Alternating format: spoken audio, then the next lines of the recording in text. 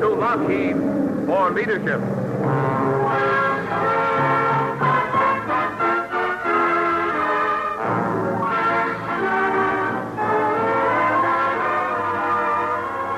The men and women of Lockheed Aircraft present Herbert Marshall in The Man Called X, produced and directed by Jack Johnstone.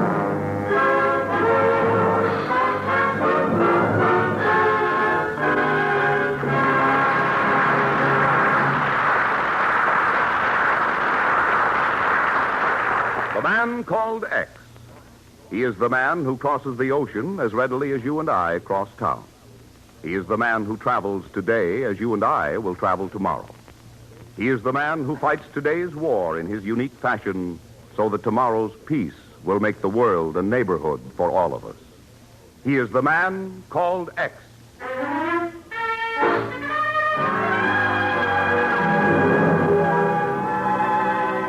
Tonight, Mr. X takes us to India, land of jeweled Maharajas and beautiful princesses. But as the story opens, Mr. X is not yet within earshot of softly tinkling temple bells. For the moment, he's traveling down New York's Great White Way. And the lady sharing the cab with him is not an Indian princess, but Miss Nancy Bessington, anxious to arrive on time for the opening of a new musical comedy. Driver, I want you to drop us at the Gotham Towers, corner 45th Street. Okay. But, Ken, that's miles away from the theater. What are you up to? Donnie, I'm trying to kill two birds with one stone, to get rid of this Barney Oldfield and to deliver a letter. Letter? Are you by any chance working for the post office department? No, dear, but there's a department in Washington that'll be plenty interested in it. Washington? And you whisper that in my ear 10 minutes before curtain time. Oh, I was going to tell you. But with this fellow's driving, all I could think of was the police department.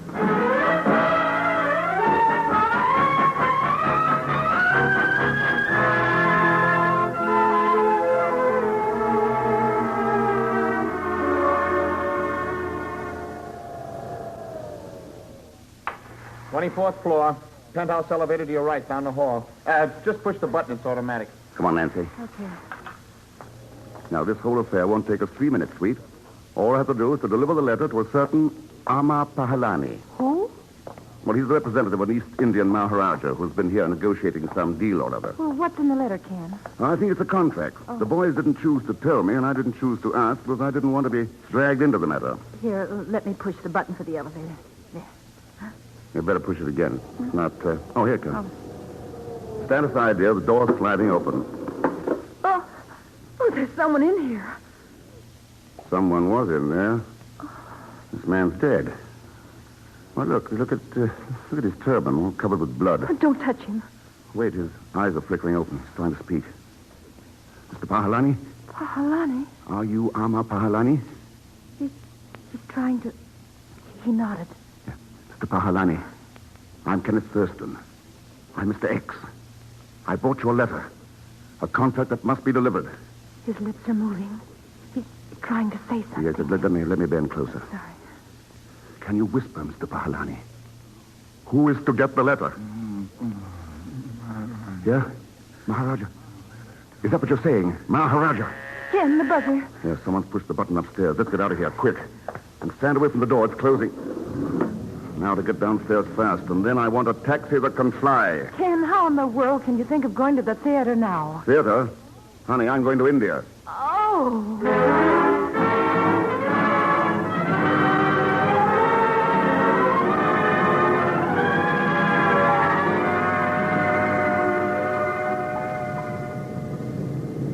Mr. Thurston, about to land, sir. Oh, wonderful city, isn't it, Stuart? Those golden roofs shining in the sun. All those graceful domes and spires. Gosh. Look out the other window, sir. See? There's the Maharaja's palace. Why, it's like a walled city in itself. Yes, sir. Look at that huge tower. Wonder what the palace looks like on the inside. Inside? I've often wondered, too, sir. Well, I'll tell you all about it on my way back. You might find that rather difficult, sir. No foreigner has ever left that palace alive.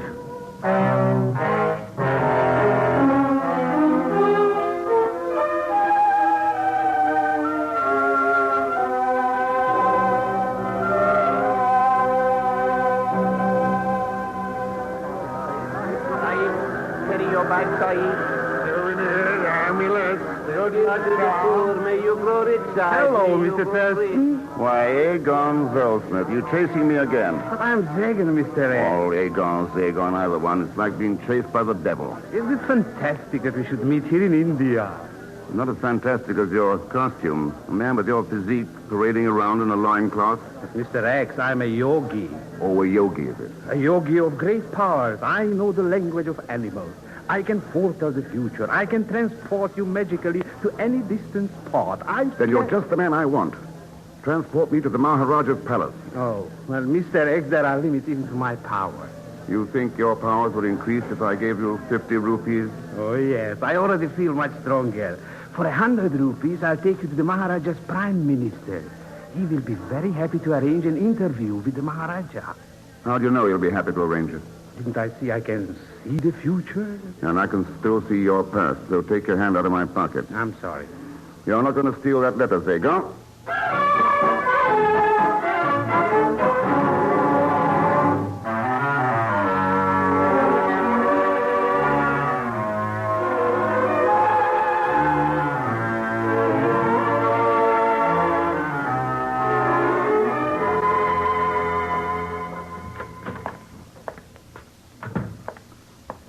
I'm delighted to see you, Mr. Thurston. Please have a seat. Thank you. Permit me to finish. I am delighted to see you in my capacity as a private individual. But as the Maharaja's Prime Minister, I'm pained to inform you that you will not be granted permission to stay. Suppose I tell you that I was sent by Ama Pahalani. And may I inquire who Ama Pahalani is? Was. He died in New York, murdered, while on a mission for the Maharaja, as you well know. But I do not know. At no time did His Highness the Maharaja send any emissary to the United States. Well, surely Washington wouldn't have received him as an accredited representative. I am as mystified as you are, Mr. Thurston. But look at this envelope. It contains certain papers which must be delivered to His Highness. I know of no papers, Mr. Thurston. Is it possible that you are the victim of a practical joke? Well, then Ama Pahalani must have had quite a sense of humor to let himself be murdered for a laugh. I agree with you. It's baffling. Write me the solution when you get home, because you are taking the evening plane back to America. Mr. Prime Minister, I still request that you get me into the palace. You are asking the impossible.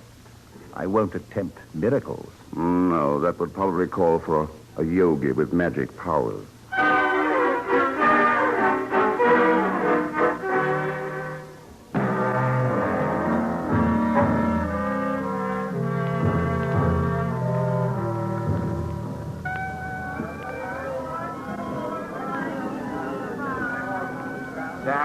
Sahib. See great rope trick, Sahib. I will show you now, Chief. May you grow rich. No, Mr. X, don't trust him. He's a charlatan. It's about time you showed up, Zagon. I almost couldn't come, Mr. X. You see, this is my hour for lying on a board studded with nails. I'm kind of on pins and needles myself. Now, did you arrange to get me into the palace? Wait. Let us stop in front of the snake charmer. Not too close to the snake, please. Pretend to be watching him while I whisper to him. Now listen carefully, Mr. X. Tonight I will take you to the palace. Zagon? How? When? I'm not even asking how much. Pretty small, only 1,000 rupees. Meet me at midnight by the babbling brook under the palace walls. Midnight, Babbling Brook. You shall get your 1,000 rupees. Thanks, Zagon. And I don't need to add, may you grow rich.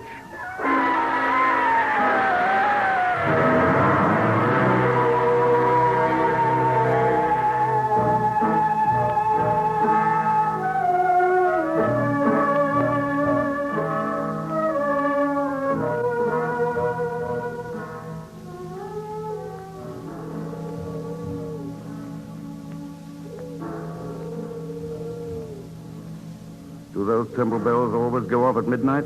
Yes, they ring for the souls of those who entered this palace grounds and were never seen again. Charming custom. Well, lead the way. Here, Mr. X. Up the steps. There are guards about and a few tigers on the loose. Fine thing. These stairs seem endless. Yes, we are going up into the tower. Here is the balcony from which they throw down the bodies. The bodies of unexpected visitors, I suppose. Now climb through after me. This is the window of the 1,000 jewels. Zagon, is it cricket to sneak into the Maharaja's room like this? Are you in? Jump down. This is not the Maharaja's room, Mr. X. Then where am I, Zagon? Look, I insist on seeing the Maharaja. Won't I do Huh? instead? Who are you? So fragile in your shimmering veils. I am the Princess Radhanika, the Maharaja's niece. And you are a guest in my chamber. It's an exquisite chamber. Too bad that I can't stay and admire the sights.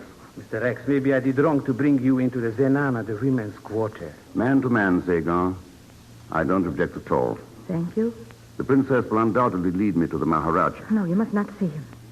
That is why I sent for you. My uncle is a cruel, evil man. He'll believe us. Sit outside on my doorstep. I obey, O princess. Goodbye, Mr. X. And may you grow happy and wise. Sit by me, Mr. X. On these cushions. Silken cushions. Fragrant with jasmine. Huh? I'm signaling my musicians. They will play so that our conversation may not be overheard. You will find betel nuts and sweetmeats on that golden tray. Reach for the wine.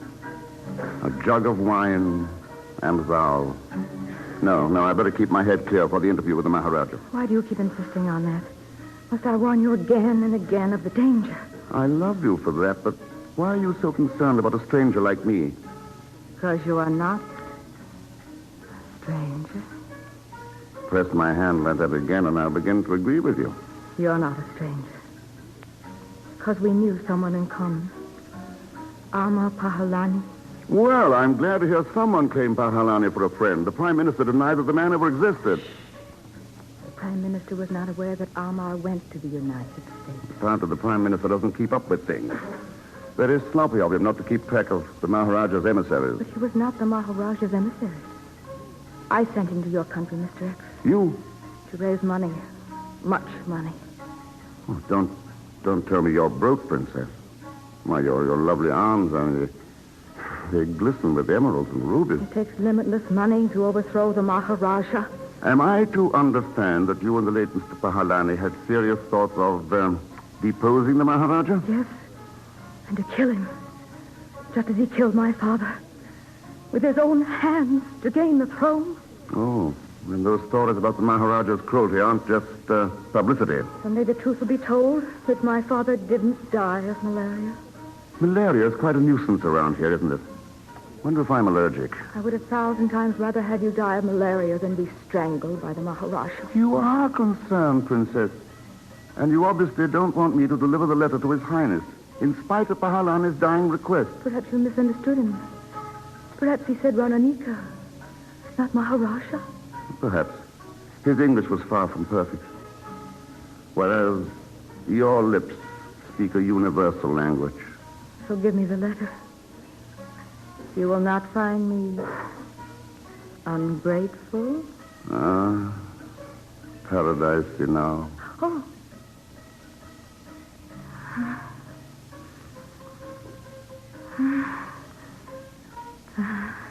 No, don't kiss me again. Press the letter. Radhanika, why change the subject? Because I must get that letter before the Maharaja arrives. Let him arrive. I welcome his arrival. Your kisses have made me as bold as a lion. Keep your voice down. Are you deliberately trying to get him to come in here? Yes, deliberately and cold-bloodedly. Please. Do you think I'll just hand you that letter and leave like a cad, letting you face danger alone? Sounds so wild. Yes, I'm in a fever of indignation. Fever. Oh, Radhanika, feel my head. Am I kicking up a temperature? Give me the letter. I'm ill. Give me the letter and go. Go. In my condition, my knees are giving way. Let me just lie here on the couch. No, you mustn't lie down. Mr. X, sit up. Malaria. Can it be malaria? No. Why, my teeth are chattering. Please, I got the please shakes. go. Oh. Yogi, come in here. Yogi says he's at your disposal, Princess. Mr. Rex is either play acting or he is ill with malaria. I can cure sickness of the soul, but for the body, I would need quinine. Mustn't mention quinine. Only the court physician has that, and he would betray us. I'm chilled. Cover me. Yes, cover him. But here, Mr. X, I'm putting rocks on you. All right. No. Yogi, we've got to get him out of here. But first, you must help me search for that letter. Dagon, is that you? Yes? Put blankets on me. Why? More. Cover me with your jacket. But Mr. X, if I give you my jacket, then I will freeze in this loincloth. Put your jacket on him, Yogi. Anything to keep him quiet while we search him. Well, here is my coat, Mr. Feel warmer now? Put on the light, Yogi. No one must know that I'm still awake. But, Princess, I always find it difficult to pick pockets in the dark. The gong. Oh. Yogi, that's a signal. The Maharaja's left his chambers. Heaven help us if he enters this tower. I'll blow out the light in a minute if I can ever catch my breath. Now we must wait here in the dark, Yogi. The gong will sound nearer and nearer. Oh, I can foretell the future, and it's not very promising. I'm sorry he ever came here. I'm afraid. Ah, my beloved. Fill the cup that clears today of past regrets and future fears. Poetry, he is delirious. Search him. This can mean death. Dust unto dust, and under dust you lie. Sans wine, sans song, sans singer, and sans end.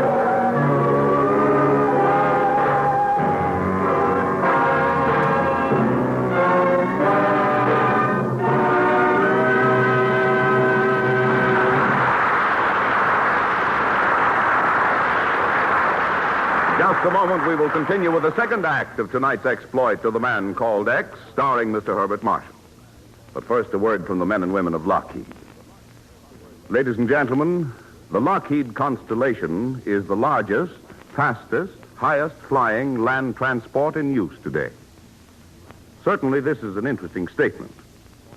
Yet again tonight, we of Lockheed wish to point out what these points of superiority, largest, fastest, highest flying, mean to you, the airline passenger. Now, the ability to carry heavy loads for great distances at high speed is a direct result of power and design. And these factors, power and design, built into the Lockheed Constellation, provide such things as safety and comfort and economy. The Constellation can fly high over the highest mountain ranges and high above storms and disturbing air currents. It can land and take off from any standard airport. And, this is important, it can maintain altitude and even climb on any two of its 4 powerful engines. Furthermore, on flights of as short as 100 miles, the Lockheed Constellation has been found to operate more efficiently and more economically than the ordinary 2-engine transport you fly in today. Yes, ladies and gentlemen, safety-wise and comfort-wise and economy-wise, the Lockheed Constellation is setting brand new standards in air transportation. Today, it serves the Army Air Forces. Tomorrow, it will serve you, bringing the airport in your town closer and ever closer to other cities and towns in America and to lands beyond the horizon. So again, we say, remember the name, the Lockheed Constellation. Another example of Lockheed leadership.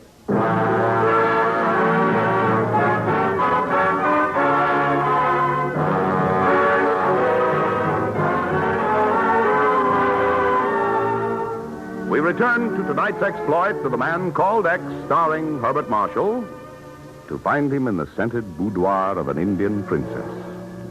He had come to this mysterious principality of India to deliver a letter to the ruling Maharaja. But now Mr. X is suffering from an attack of malaria, and the princess is trying to steal the letter from his pocket, while gongs announce the approach of the Maharaja. Yogi, the gong sound in the tower now. The Maharaja is coming up the stairs. Princess, I've looked through all the pockets of Mr. X. I can't find the letter. Wait, I will draw aside the curtains. Let the moon shine in. Yon rising moon looks for us again. How oft hereafter will she wax and wane? No letter. I am ready to give up and magically transport myself a safe distance from here. Wait, Yogi, before you leave. I must give you a note to take to the Prime Minister. I will write it here in the moonlight. Wait. While Mr. X's pockets are so convenient, I might as well collect my small fee of 1,000 rupees. Take the cash and let the credit go. Nor heed the rumble of the distant drum. Here is the note. The Prime Minister will know what to do when he gets it. Before I go, I must get back the jacket that I put on Mr. X. This loincloth looks too informal. Here. Now. Have you got your jacket on? Yes. Then go. Behind that tapestry, you will find a secret door. What? A dark passage. What is the strange smell? It's suffocating. You will get used to the smell. Goodbye, Yogi, goodbye. And now I'm alone with this babbling idiot. What am I to do with him? Make the most of time we may yet spend before we too into the dust descend.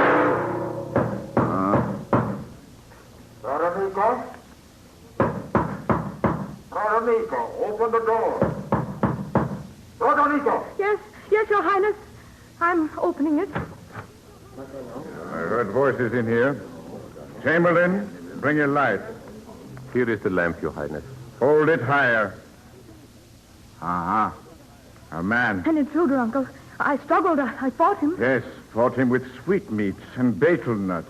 Fought me with soft blandishments. You're all to right. keep me from disturbing your highness's slumber. Nonsense. She knows very well that I have insomnia.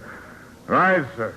Who are you? I'm the man called X, an amateur letter carrier. I beg Don't your... listen to him. He has no letter. Of course he hasn't, Vadanika. I was not born yesterday. Highness, does the name Amar Pahalani mean anything to you? Huh? Yes. Yes, it means 1,000,000 rupees. It means a missing contract for the sale of 10,000 pounds of Chinkona bark. Then the deal involves Chinkona bark. Precious Chinkona, from which quinine is made. Yes. Tell me, have you really got Amar's letter? He hasn't. He hasn't. Have him shot. In good time, Radanika. Mr. X, do not try my patience. I'm forced to, Your Highness. The letter, owing to interference with the mail, is not on me. What? Lost? Not if we hurry. Where to? To the always hospitable home of His Excellency the Prime Minister. That's where the letter is. It's a lie. Don't go with him. Don't. I seldom lie, Princess. Though occasionally I exaggerate things like malaria symptoms. Why don't you, slip something over your shimmering veils and come along with us? Do so, Radanika. Then, if the fellow is a liar, Uncle will let you shoot him with Uncle's own gun. No, I can't.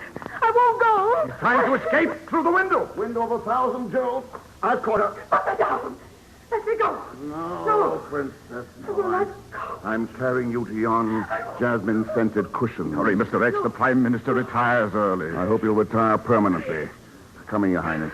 Just let me cover Radanika with a rug. When I tore a chunk out of her shimmering veil. There.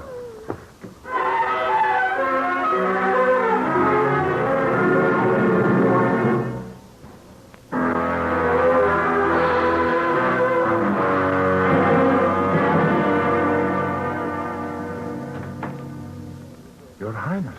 Servant, where is your worthy master, that scoundrel? Why, His Excellency he's out. Out? Now what excuse will you find, Mr. X? The letter is coming by carrier pigeon, and that means you, Zagon, get out from under that table. Mr. X, this is my hour for making myself invisible. Stand up like a man and pick your pocket. My own pocket? This is highly unprofessional. Then I'll have to do it for you, Zagon. Oh, no, please. Oh, stop squirming now. Well- Have to look in your other pocket. Don't act so kittenish. I'm ticklish. Here it is. Your Highness, I have the honor of handing you the letter. Amar Pahalani's letter, sealed with his own ring. Let me open it. I had a fortune in my pocket and I didn't know it. What kind of a yogi am I? As one miracle man to another, Zagon, I switched the letter from my pocket to yours when you covered me with your jacket. Yes, the contract is in order. Look, sealed, signed. And delivered, finally.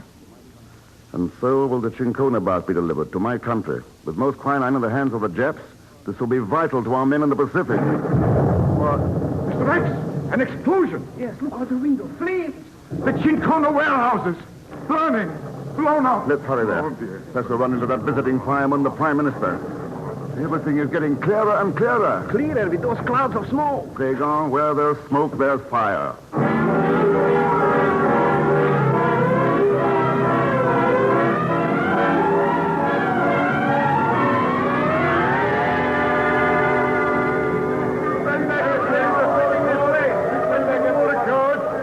Make way for the Maharaja. Highness, the calamity. The warehouse is in ashes. The Prime Minister is directing the rescue, Your Highness. Versatile fella. Burns the candle at both ends. You man, send the Prime Minister here. He's already coming. A diplomat on a fire helmet. Highness, Mr. X, my friends, you must dry your tears. This tragedy was written in the book of fate. Are you sure it wasn't written in the note which the princess sent you? It was, Mr. X. I peeked at the note a little. Maharaja Sahib, do not listen to the yogi. He's probably in a trance. What mortal man can tell why and how Chincona bark burns? My nose can tell. And it's not Chincona that's burning. This smoke doesn't smell of quinine. Your Highness, you trust the nose of this foreigner against the No, word? Mr. Prime Minister. These warehouses were empty, systematically looted by you and the princess. And the bark stored elsewhere for eventual sale to Japan. Your Highness, I can explain. Explain the murder of Amma Pahalani by your spies. Explain in your next existence. I shoot you like a dog. May you grow dead. Maybe I killed him too impulsively. Now I shall never discover where the Chincona is stored. Visit the lovely Radanika. Ask her to draw aside a priceless tapestry. Open a hidden door to a secret passage. But don't suffocate, Your Highness. I nearly choked to death. Yogi breath control notwithstanding. Yes, the Chincona bark smelled to high heavens, Dagon. But not worse than Radanika's silken cushions. Confidentially, I hate the smell of jasmine. The cushions will be buried in the same grave with Radanika. Poor Radanika. I hope Your Highness will give her a state burial. It's most unlikely that I shall meet her in another existence. Yon rising moon that looks for us again. How oft hereafter will she wax and wane? How oft hereafter rising look for us through that same garden, and for one in vain.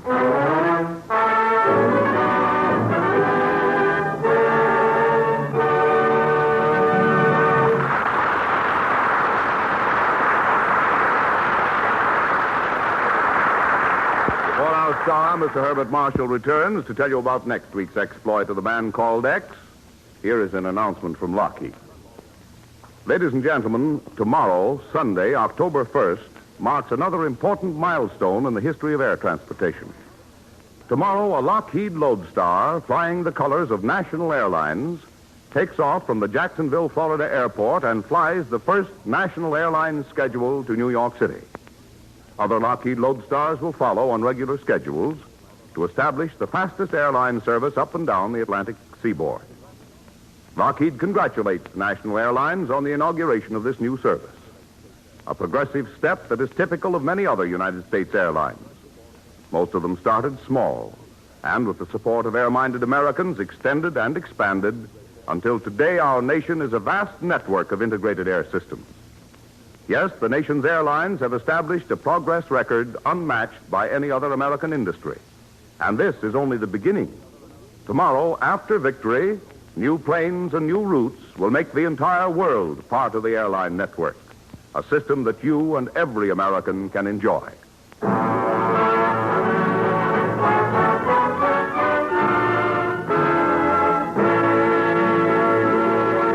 And now a word from our star, Herbert Marshall. Next week, you'll find me high among the peaks of the eternal Alps in Switzerland, where a simple toy music box leads to adventure, romance, and even danger. For there's a beautiful blonde involved who also proves to be a beautiful shot with a high-powered rifle. So join us, won't you, when next I return as the man called X.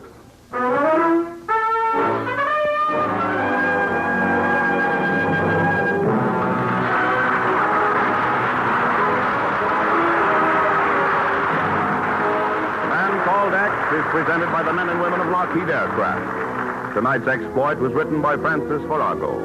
Original music was composed and conducted by Felix Mills. The entire production was under the direction of Jack Johnstone.